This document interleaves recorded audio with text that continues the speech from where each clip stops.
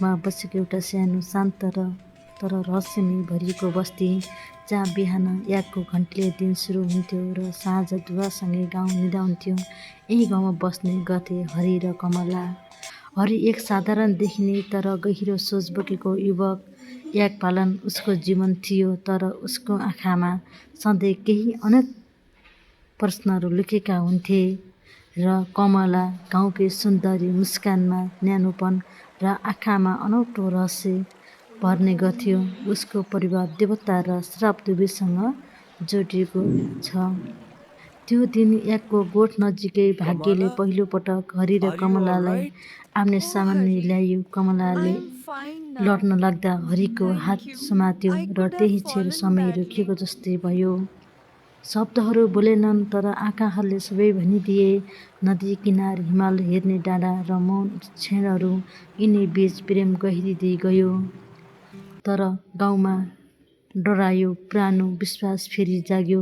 कमलाले बाहिरको युवकलाई माया गर्यो भने विपत्ति आउँछ। कानाफुसी फैलिन थाल्यो, प्रेम दोषी बनाइयो। र एक रात कमलाले सपना देखिन्।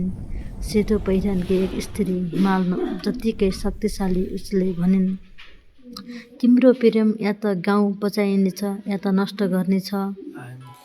जब कमलाले सपना हरिलाई सुनाइन्, हरि मौन भयो, किनकि उसले पनि बाल्यकालदेखि हिमाल र आगोको सपना देख्दै आएको थियो। त्यही दिन दुवैले बुझे यो प्रेम सामान्य थिएन। गाउँ बचाउन हरिले गाउँ छोडेर निर्णय गरे। चन्द्रमाको उज्यालोमा नदी किनार कमलाका आँसु खसे। तिमी बिना म अधुरो छु, कमलाले भनिन्।